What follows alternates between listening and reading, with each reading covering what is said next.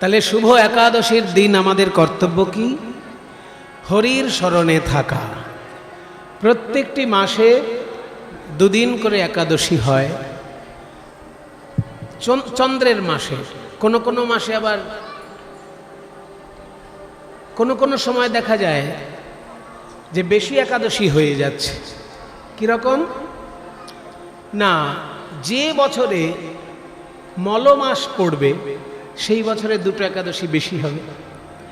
3 বছর অন্তর মলমাস পড়ে, সেই জন্য যে বছর মলমাস পড়বে সেই বছরে দুটো একাদশী বেশি হবে।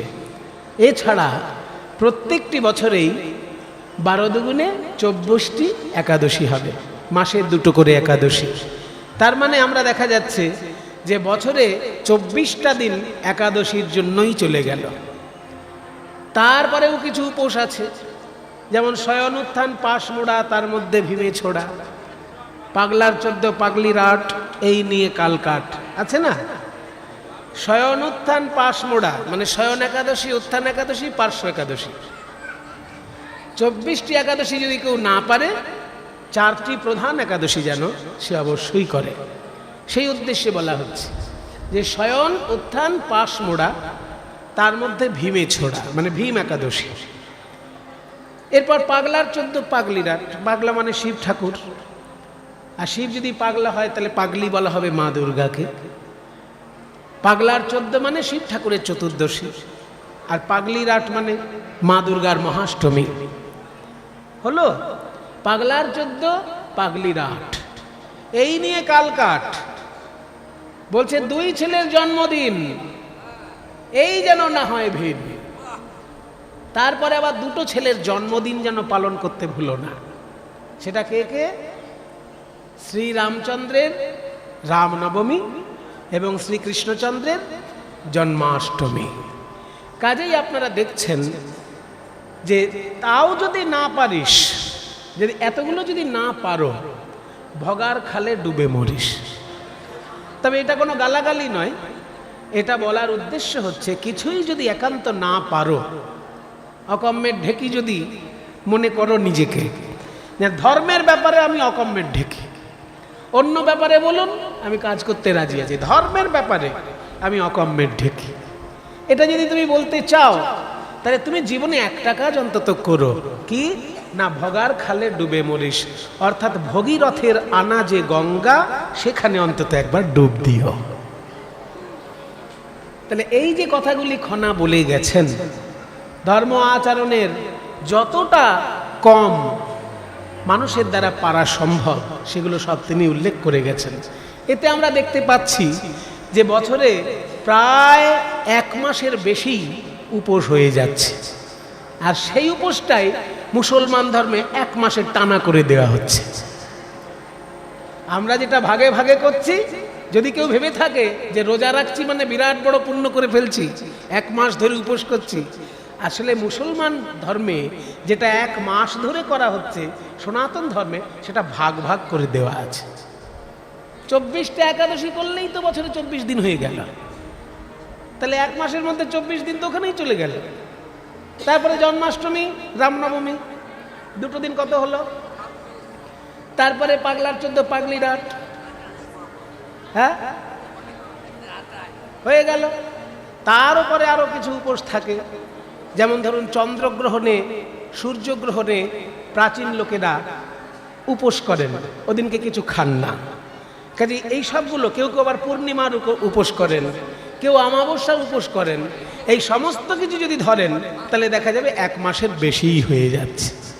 অর্থাৎ যেটা ইসলাম ধর্মে 1 মাস ধরে উপোসের কথা বলা হয়েছে, সেটা সনাতন ধর্মে দেখুন কেমন ভাগ ভাগ করে। এটা সায়েন্টিফিক, এটা বিজ্ঞানসম্মতভাবে, যে তুমি যদি একটানা 14 দিন খাও, তাহলে একদিনকে না খেয়ে থাকো, তাহলে 14 দিনের যে খাবার যেগুলো হজম হয়নি সেগুলোও হজম হয়ে যাবে, এবং শরীরটা আরও আগামী 14 দিনের জন্য সুস্থ হয়ে থাকবে।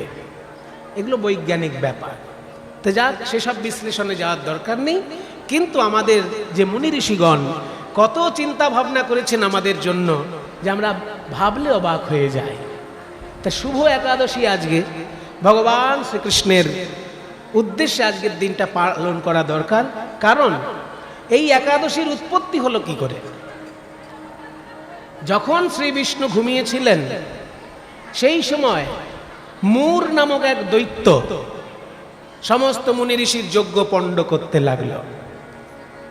সেই সময় বিষ্ণুর হৃদয় থেকে এক মহাশক্তি উৎপন্ন হয়ে ওই মূর নামক দৈত্যকে নিধন করে দিল। সমস্ত মুনি ঋষি যখন বিষ্ণুর ঘুম ভাঙল সেই সময় বলল, হে নারায়ণ, আপনার জন্য আমরা বেঁচে গেছি। বলে কি করে? আমি তো ঘুমিয়েছিলাম। বলে আপনি ঘুমলে কি হবে, আপনার শক্তি ঘুমায় না। ভগবান ঘুমলেও ভগবানের শক্তি ঘুমায় না, মানুষ ঘুমলেও মানুষের শক্তি ঘুমায় না। আপনি যদি ঘুমিয়ে থাকেন আপনার নিঃশ্বাস বন্ধ থাকে? আপনি যদি ঘুমিয়ে থাকেন আপনার হজম হওয়া, যে পাচন ক্রিয়া যাকে বলে, পাচন চক্র, সেটা বন্ধ থাকে? আপনার ভিতরে যে ব্লাড সার্কুলেশন সেটা বন্ধ থাকে কি? কাজেই মানুষ ঘুমলেও যেমন তার ভিতরের সমস্ত কাজ চলতে থাকে, তার শক্তি ঘুমায় না, ঠিক তেমনি ভগবান ঘুমালেও তার শক্তি ঘুমায় না। আপনি ঘুমিয়েছিলেন কিন্তু আপনার শক্তি ওই মূর নামক দৈত্যকে বধ করেছে। তো কোথায় সেই শক্তি? ওই যে গগনে তিনি প্রকাশিত মহাশক্তির রূপ দেখলেন বিষ্ণু। আমার হৃদয় থেকে উৎপন্ন তুমি, তোমার নাম কি? বলে আমার নাম তো আমি জানি না, আমি আপনারই শক্তি, মূর দৈত্যকে বধ করার জন্য আমি উৎপন্ন হয়েছি আপনার হৃদয় থেকে। কাজে আমার নাম যে কি আমিও জানি না। তখন বললেন, তাহলে তুমি যখন তোমার নাম জানো না, কোন তিথিতে তুমি উৎপন্ন হয়েছো? বলে দেখা গেল ওটা একাদশী তিথি ছিল। বলে একাদশী তিথিতে যখন তুমি উৎপন্ন হয়েছো, তোমার নাম আজ থেকে শুভ একাদশী। তোমার উদ্দেশ্যে যদি কেউ রাত্রি জাগরণ করে বা হরিনাম করে বা সংকীর্তন শ্রবণ কীর্তন করে আমার উদ্দেশ্যে নিবেদন করে, তার সম্পূর্ণ সেই সমর্পণ আমি প্রাণ ভরে গ্রহণ করি। তাই সেই ভগবানের একাদশী তিথির এত বড় মহিমা। তা আজকে আমরা শুনবো সেই কীর্তন। আমার পরেও কীর্তন গান আছে, আপনারা শ্রবণ করবেন। আজকে মহাপ্রভুর ভাবটি কেমন? বলছে, আরে মোর, আরে মোর, মোর মানে আমার, আরে মোর শ্রী গৌরাঙ্গ রায়। আমার গৌরাঙ্গ রায় কি করছেন? সুরধুনী তীরে যাইয়া নবীন নাবিক হইয়া সহচর মেলিয়া খেলায়। গঙ্গার জলে গিয়ে আজকে তার ইচ্ছে হয়েছে, আমি তো ব্রাহ্মণের ছেলে, পুজো আমি অনেক করেছি, কিন্তু নৌকো চালানোটা আমাকে আজকে ভালো করে দেখাতে হবে। তাই আজকে আমি নবদ্বীপবাসীকে অবাক করে দেবো যে আমি নৌকাও চালাতে পারি, দেখিয়ে দেবো। আর আমি এমন নৌকা চালাতে পারি আর কেউ পারবে না। কারণ আমি যদি নৌকা চালাই মানুষকে ভবসাগর পার করে দেব। সাধারণ নাবিকের তো সে ক্ষমতা নেই, আমি সকলকে ভবসাগর পার করে দিতে পারি। তাই সুরধুনী তীরে যাইয়া মহাপ্রভু ঘোষণা করে দিলেন, শোনো শোনো শোনো, আজকে ঘোষণা করে দাও, আমার নৌকায় যারা উঠবে তাদের একটি পয়সাও পারের কড়ি লাগবে না।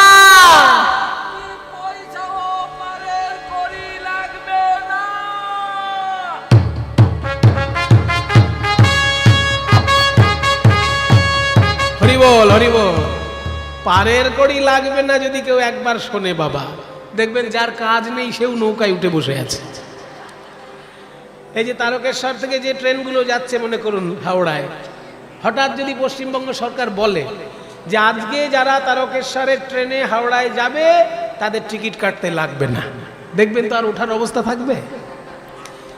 কারণ কোনো কাজ না থাকলেও সে ট্রেনে উঠে বসে থাকবে, যে টিকিট যখন কাটতে হচ্ছে না, যাই একবার বালির ব্রিজে নেমে যাবো, আর ওখান থেকে দক্ষিণেশ্বরে প্রণাম করে চলে আসবো। আবার কেউ ভাবে না না আরেকটু এগিয়ে যাবো, হাওড়া ব্রিজটা দেখে আসবো। তাহলে বিনা পয়সার নাম শুনলে আমরা সবাই সেটাকে কাজে লাগানোর চেষ্টা করি। তো যখনই মহাপ্রভু ঘোষণা করেছে যে আমার নৌকায় কাউকে পয়সা দিতে হবে না, ও যার দরকার নেই নৌকা পার হবার, সেও নৌকায় উঠে বসে আছে। এই কাতারে কাতারে নৌকায় লোক উঠেছে, শেষে দেখা গেল 100 লোকের নৌকায় 200 লোক উঠে বসে আছে, ঠাসা ঠাসি লোক। দেখো বসার জায়গা পানি, ওইদিকে কেমন দাঁড়িয়েও রয়েছে, দেখো ওইদিকে দাঁড়িয়ে রয়েছে, ওই পাশেও দাঁড়িয়ে রয়েছে দেখা যাচ্ছে। তাহলে ঠাসা ঠাসি আজকে লোক হয়েছে নৌকার উপর। এমন সময় মহাপ্রভু শুরু করলেন কীর্তন। বললেন আমার নৌকা এমনি এমনি যাবে না, কীর্তন যত আনন্দ হবে তত নৌকা ভালো চলবে। তার কীর্তন গাইছেন মহাপ্রভু একজনের মুখের দিকে তাকিয়ে। এ কি ব্যাপার, হাজার হাজার লোক উঠেছে নৌকায়, কিন্তু একজনের দিকে তাকিয়ে প্রভু কীর্তন গাইছেন কেন? ব্যাপারটা কি? কে সেই ভাগ্যবান যার দিকে তাকিয়ে প্রভু কীর্তন গাইছেন? বলে প্রিয় গদাধর সঙ্গে পুরবর ভোসরঙ্গে, ওই প্রিয় গদাধর সঙ্গে পুরবর ভোসরঙ্গে। হরি রে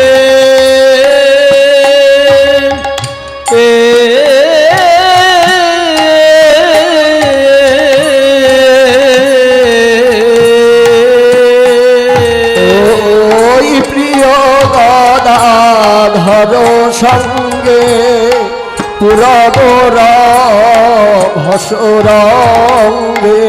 আজ নৌকায় বসিয়া করে কেলি, নৌকায় বসিয়া করে কেলি, নৌকায় বসিয়া করে কেলি।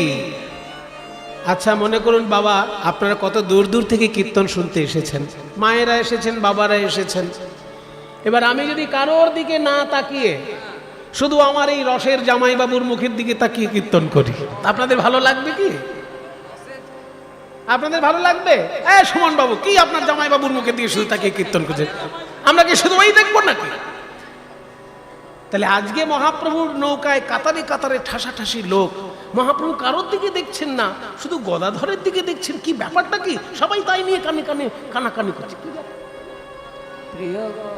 নৌকায় বসিয়া করে কেলি, নৌকায় বসিয়া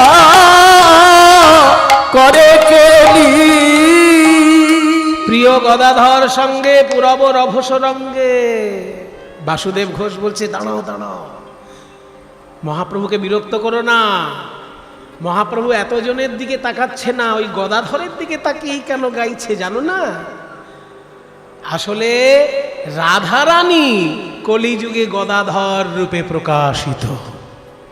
বলে সে কি? আমরা যে শাস্ত্রে শুনেছি রাধা গোবিন্দের মিলিত তনু গৌরাঙ্গ মহাপ্রভু, বলে সেটাও ঠিক, আবার আমি যেটা বলছি এটাও ঠিক। কি করে হয়? বলে শোনো, রাধা কৃষ্ণের মিলিত তনু গৌরাঙ্গ মহাপ্রভু, কিন্তু সেই রাধা কৃষ্ণের মিলিত তনুটি কেমন দেখতে লাগবে, কেমন তার হাব ভাব, এইটা জানার জন্য ওই রাধারানীরই এক অংশ গদাধর রূপে কলিযুগে জন্ম নিয়েছে। তাই বৃন্দাবনে যেমন নৌকার উপর রাধারানীর দিকে তাকিয়ে আর চোখে কৃষ্ণ লীলা করতেন, সেই রকম ওই গদাধরকে রাধারানী চিন্তা করে মহাপ্রভু তার দিকে আর চোখে তাকিয়ে কীর্তন গাইছেন। নৌকায় বসিয়া করে কেলি, নৌকায় বসিয়া করে কেলি। এমন সময় উঠল ঝোড়ো বাতাস,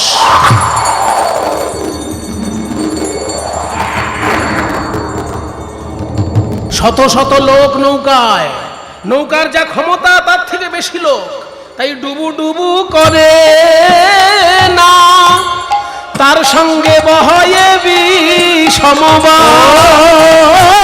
ডুবু ডুবু করে না, বহয়ে বিষমবায়। যখন ডুবু ডুবু করে না বহয়ে বিষমবায়, মানে ডুবু ডুবু করছে নৌকা যখন, তার সঙ্গে ঝোড়ো বাতাস। ওরে বাবারে, ফণি দুদিন আগেই গেল, ফণি ফণা তুলেছে, সব থেকে ভয়ঙ্কর ছবল মেরেছে উড়িষ্যায়। কিন্তু বাংলায় এসে ফণী কেমন যেন দুর্বল হয়ে গেল।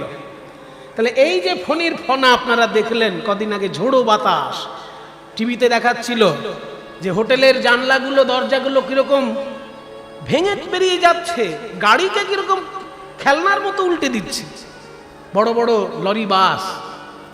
তাহলে এই ঝোড়ো বাতাস যদি ওঠে নৌকায়, তখন কি অবস্থা হবে? যারা যারা ভয় পাচ্ছে তারা ভাবছে আমরা কোথা গেলে কুল পাই,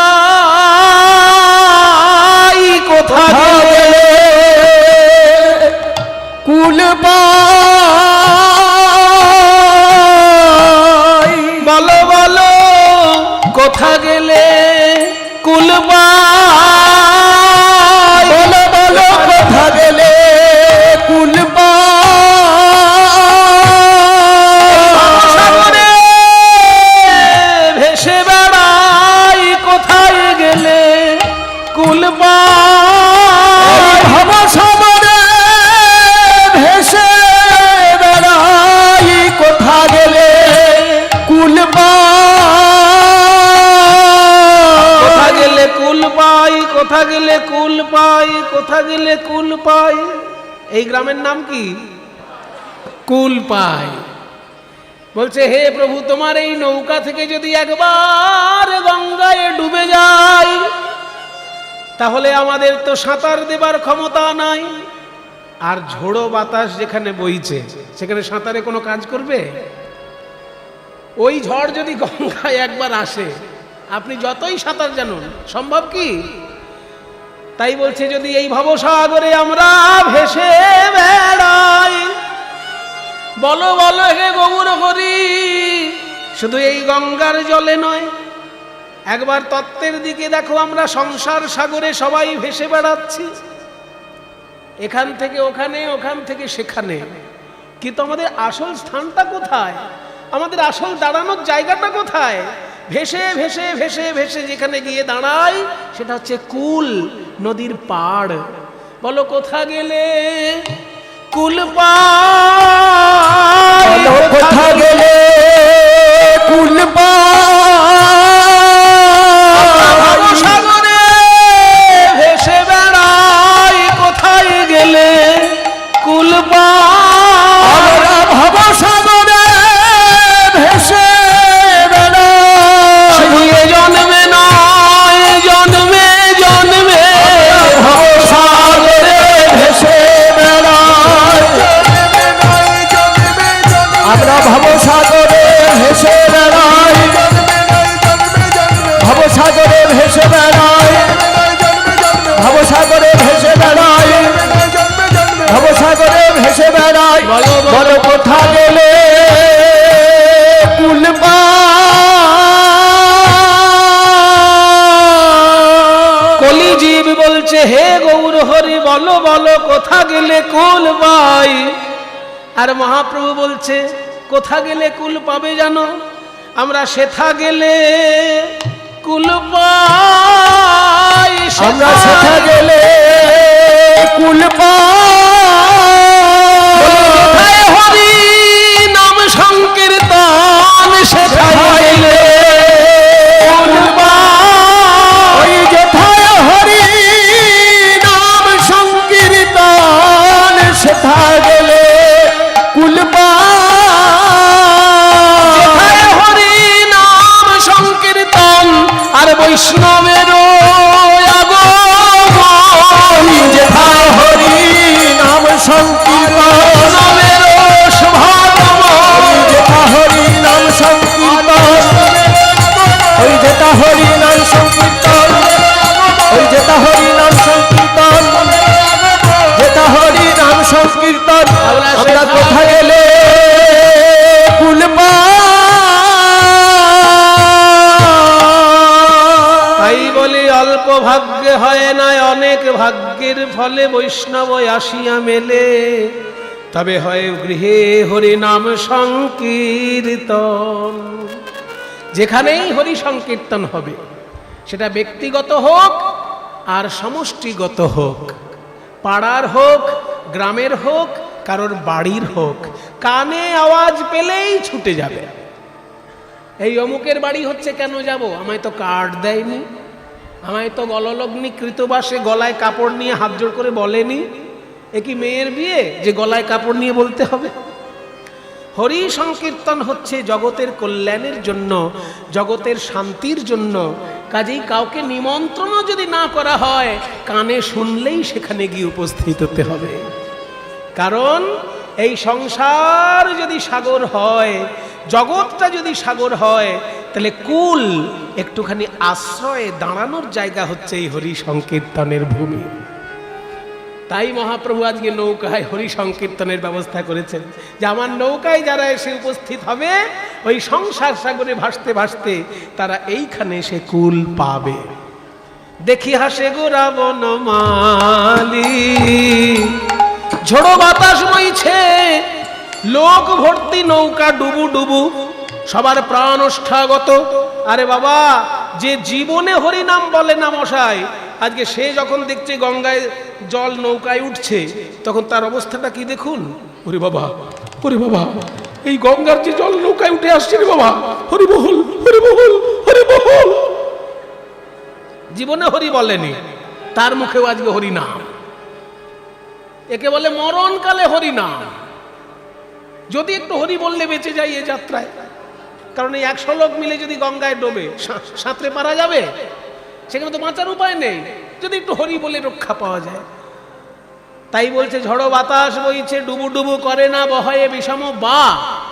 আর যারা জীবনে হরি বলে না, তারাও তখন ভয়ে পড়ে হরি বলছে।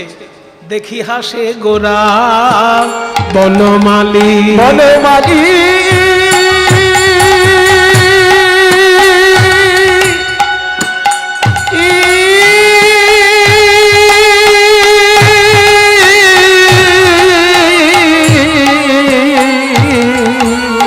দেখি হাসে গোরা বনমালী। যারা মশাই সাঁতার জানে না, তারা ওই নৌকা ডুবু অবস্থা দেখে তাদের তো শেষ অবস্থা, যাকে বলে আত্মারাম খাঁচা ছাড়া। আর সেই রকম সময় যদি মহাপ্রভু হাসতে থাকেন, এটা খুব ভালো লাগবে কি?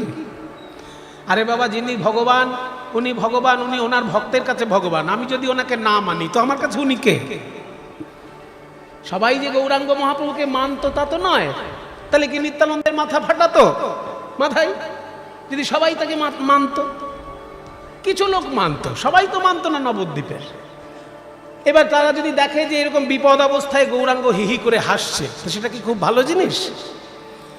তাই নিত্যানন্দ ধমক দিলেন, এই ভাই নিমাই দাদা, এই সকল লোকের প্রাণ সংকটাপন্ন, প্রাণ সংশয় হয়েছে সবার। এই ঝোড়ো বাতাসে নৌকা যখন খুশি ডুবে যেতে পারে, আর তুমি হি করে হাসছো। লোকে আমাকে পাগল বলে, আর তোমাকে পণ্ডিত বলে। এই কি পণ্ডিতের লক্ষণ? লোকের বিপদ দেখলে কারোর মুখে হাসি আসে? পণ্ডিতের মুখে হাসি আসে? পাগল হাসতে পারে। গৌর সুন্দর বলছে, দাদা গো, আমি যে কেন হাসছি তা আর কেউ না বুঝুক, তুমি বুঝবে। আচ্ছা বুঝবো, তুমি বলে দিলে তবে বুঝবো। খুলে বলো কেন হাসছো। কেন হাসছি জানো দাদা? এই যে যারা দেখছো নৌকা ডুবে যাচ্ছে ভেবে হরি নাম গাইছে, আমি নিজে একদিন তাদের বাড়িতে গিয়েছিলাম, করজোড়ে বলেছিলাম, ওরে কলিজীব একবার হরিনাম বল। প্রহ্লাদ কি বলেছে জানো ভাগবতের 7ম স্কন্ধে? বলছে কৌমারে আচরেত প্রাজ্ঞ ধর্মান ভাগবতানিহ দুর্লভং মানুষং জন্ম তদপি অধ্রুবম অর্থদম। বুঝে নিন, ভাগবতের শ্লোক, প্রহ্লাদের মুখের কথা। কৌমারে আচরেত, কৌমার মানে বাল্যকাল। কোন কালটাকে কৌমার বলে? না, 5 বছর বয়স থেকে 10 বছর পর্যন্ত, এটাকে বলে কৌমার। 5 বছর বয়স থেকেই ধর্মাচরণ করা উচিত। কৌমারে আচরেত, প্রাজ্ঞ যারা বুদ্ধিমান, ধর্মান, ধর্ম আচরণ করা উচিত। কোন ধর্ম? ভাগবতান, ভাগবতে উল্লিখিত ধর্ম। কেন না? দুর্লভং মানুষং জন্ম একেতে মনুষ্য জন্ম দুর্লভ কিন্তু তদপি অধ্রুবম, একে দুর্লভ তারপর আবার অনিশ্চিত। হরিব, আপনি অনেক কষ্টে সৃষ্টে দক্ষিণা নিয়ে জ্যোতিষীর কাছে গেলেন, বাবা দেখুন তো আমি কত বছর বাঁচব। জ্যোতিষী অন্যের বিচার করছেন, কিন্তু নিজে বলতে পারবেন যে আমি অমুক দিন, অমুক বার, অমুক সময়ে, অমুক ঘন্টায়, অমুক মিনিটে, অমুক সেকেন্ডে চলে যাব? তাহলে জ্যোতিষী অনেক হিসেব কষে তোমাকে হয়তো ভবিষ্যৎ বিপদ থেকে বাঁচানোর জন্য কিছু উপায় করে দিল, কিন্তু নিশ্চিতভাবে বলা সম্ভব নয় কে কখন দেহত্যাগ করবে।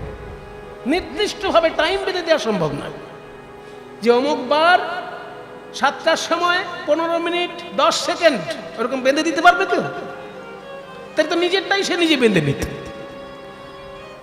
কাজে একেতে দুর্লভম মানুষং জন্ম তদপি অধ্রুবম, তারপর আবার অনিশ্চিত, কার কখন প্রাণ যায় কেউ জানে না। কিন্তু অর্থদম, পরমার্থ সাধক এই নরজন্ম, নরজন্মের দ্বারাই অর্থ সাধনা হয়। অর্থ মানে দুটো জিনিস। অর্থ বলতে আপনারা যেটা বোঝেন মানিব্যাগে থাকে, ওই অর্থটা জাগতিক অর্থ। আর এখানে যে অর্থের কথা বলা হচ্ছে সেটার নাম পরমার্থ। যে অর্থে ধনী হতে পারলে ঈশ্বরের সঙ্গে সম্পর্ক তৈরি করা যায়, সেই পরমার্থ লাভ হয় এই মনুষ্য জন্মেই। তার উদাহরণ কোথায়? এই যে আপনারা কীর্তন শুনছেন, কত আগ্রহ চিত্তে বসে আছেন, এত গরমের মধ্যে ঠাসাঠাসি করে কীর্তন শুনছেন, কিন্তু আপনাদের মধ্যে যদি কোনো একটা গরু বা কোনো একটা ছাগল চলে আসে, সে কি এইভাবে মন দিয়ে কীর্তন শুনবে? সে শুধু দেখবে তার খাবার কোনো পাতা বা কিছু খাবার কোনো টুকরো পড়ে আছে কিনা। যদি একটা কুকুর, বিড়াল, গরু, বাছুর যাই চলে আসুক, সে কিন্তু শুধু খাদ্য সংগ্রহের জন্য ব্যস্ত হবে। কীর্তনিয়া কি বলছে তাতে তার কিছুই যায় আসে না। অথচ তার শরীরেও রক্ত হাড় মাংস আছে, আমাদেরও শরীরে রক্ত হাড় মাংস আছে। আমরা এই পরমার্থটা কিছুটা হলেও উপলব্ধি করতে পারছি, কিন্তু তাদেরকে ভগবান কৃপা করে সেই পথটা করে দেননি। যদি তাদের উপর কোনো সাধু গুরু বৈষ্ণবের কৃপা হয়ে যায়, তারাও হয়তো পেতে পারে। কিন্তু স্বাভাবিকভাবে পরমার্থ লাভ এই মনুষ্য জন্ম ছাড়া অন্য জন্মে হয় না। কোনো ব্যতিক্রম হলো সেটা আলাদা ব্যাপার, কিন্তু সাধারণত হয় না। তাই দুর্লভং মানুষং জন্ম তদপি অধ্রুবম অর্থদম, একেতে মনুষ্য জন্ম দুর্লভ কিন্তু তারপর অনিশ্চিত। কিন্তু অনিশ্চিত হলেও এই জন্মের দ্বারাই পরমার্থ সাধনা সম্ভব হয়। তাই বদন ভরে সবাই একবার হরি বল বল, হরি বল, হরি বল। কি সুন্দর আপনারা বাহু তুলে হরি বল বললেন বাবা। ভাগবতের একটা ছোট্ট শ্লোক আমি আপনাদেরকে বুঝালাম, তাই আপনারা হাত তুলে হরি বল বললেন। কিন্তু শ্রী চৈতন্যদেব আমার থেকে আরো শত শত গুণে নিশ্চয়ই ভালো করে বুঝিয়েছেন, কিন্তু তবুও কিছু পাষণ্ড হরিবোল বলে নাই, তবুও কিছু লোক হরিবোল বলে নাই। তাই মহাপ্রভু সিদ্ধান্ত নিলেন, যে নতিন প্রকারেণ হরি আমি বলাবই। যে জীবনে হরিবোল বলে না তাকেও যদি বলাতে পারি তবে আমার আশা সার্থক। তাই আজকে বিনা পয়সায় নৌকায় ঘোষণা করে দিয়েছে যে বিনা পয়সার খবর শুনলে যে লোকটা হরি বলে না সেও তো আসবে, আর যে বলে সে আমাকে দেখতে আসবে। যে বলে না হরি সেও এসেছে বিনা পয়সার খবর শুনে। আর যখনই দেখছে নৌকা ডুবে যাচ্ছে, তখন দেখছে আশেপাশে সবাই হরিবোল বলছে, ভাবছে আমিও যদি হরি বললে একটু বেঁচে যাই। তাই সেও হরিবোল বলছে দেখে মহাপ্রভুর হাসি পেয়ে গেছে। দাদা তাই হাসি পেয়েছে আমার, তাই হাসি পেয়েছে। এরা প্রাণের ভয়ে হরি বলছে তাই হাসি পেয়েছে। এরা প্রাণের ভয়ে হরি বলিছে তাই হাসি পেয়েছে। এরা প্রাণের ভয়ে হরি বলছে, প্রাণের ভয়ে হরি বলছে। যখন পায়ে ধরেছি কেউ বলে না, প্রাণের ভয়ে হরি বলিছে। এরা প্রাণের ভয়ে হরি বলিছে, এরা প্রাণের ভয়ে হরি বলিছে, প্রাণের ভয়ে দেখি হাসে ওরা।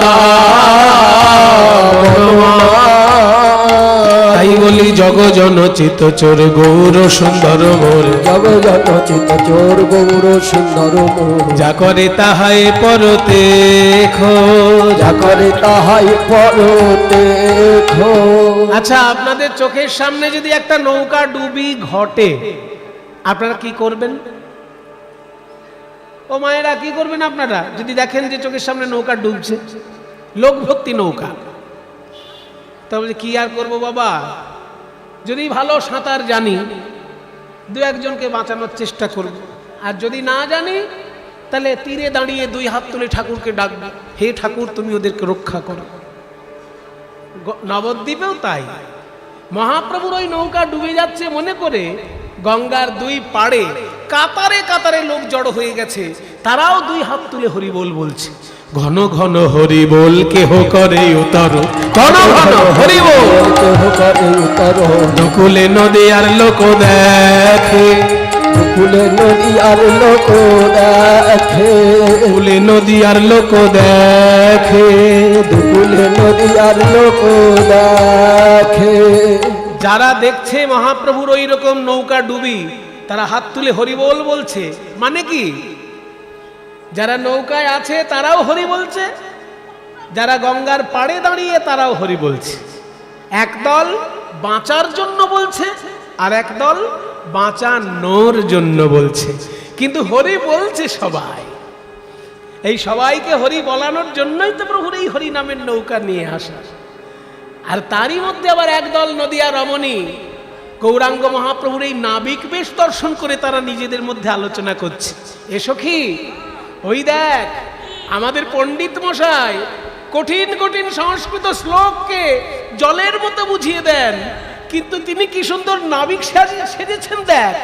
আমরা এমন নাবিক দেখি নাই, আমরা এমন নাবিক দেখি নাই, জনমিয়া নবদ্বীপে এমন নাবিক দেখি নাই, জনমিয়ে নবদ্বীপে এমন নাবিক দেখি নাই, এমন নাবিক দেখি নাই, এমন নাবিক দেখি নাই, এমন নাবিক আছে বলেও শুনি নাই, এমন নাবিক আছে বলেও শুনি নাই, যার নাম নিলেই পার হয়, আছে বলেও শুনি নাই, নাম এমন নাবিক আছে বলেও শুনি নাই, এমন নাবিক আছে বলেও শুনি নাই, এমন নাবিক আছে বলেও শুনি নাই, এমন নাবিক দেখি নাই। যুবতী ভুলিল লাখে লাখে, জগজন চিত্তচোর গৌর সুন্দর তোর গৌর সুন্দর যা করে তাহাই পর দেখো, যা করে তাহাই পর দেখো। কহে দিন রামানন্দে হেন আনন্দ কন্দে, হে দিন রামানন্দে হেন আনন্দ কন্দে, বঞ্চিত রহিন মইয়া বঞ্চিত রহিন মুইয়া গো। এত সুন্দর পদ বর্ণনা করলেন যিনি, তিনি হলেন দীন রামানন্দ। করজোড়ে কাতর প্রার্থনা করে বলছেন, হে গৌর হরি, তুমি হরি নামের নৌকা এনে এই অকুলের কুল হলে, অকুলকে তুমি কুল দিলে, কিন্তু আমি তোমার হরি নামের নৌকায় উঠতে পারিনি প্রভু, তুমি একবার আমার কাছে আসবে না? বঞ্চিত রহিন মইয়া কো, বঞ্চিত রহিন মুইয়া গো। আমি একা, আমি একা বঞ্চিত হলাম, আমি একা বঞ্চিত হলাম, আমি একা বঞ্চিত হলাম, বঞ্চিত অস্মি, বঞ্চিত অস্মি, বঞ্চিত অস্মি না সংশয়ঃ, বিশ্বম গৌর রসে মগ্নম স্পর্শপি মম না ভবৎ। আমি একা বঞ্চিত হলাম, এমন করুণা সিন্ধু অবতারে, আমি একা বঞ্চিত হলাম, সিন্ধু অবতারে, আমি একা বঞ্চিত হলাম, আমি একা বঞ্চিত হলাম, আমি একা বঞ্চিত হলাম, আমি একা বঞ্চিত হলাম, বঞ্চিত রহিন মুইয়া গো, বঞ্চিত রহিন মুইয়া গো, বঞ্চিত রহিন মুইয়া, হায় রে বঞ্চিত রহিন মুইয়া গো, বঞ্চিত রহিন মুইয়া হে নমঃ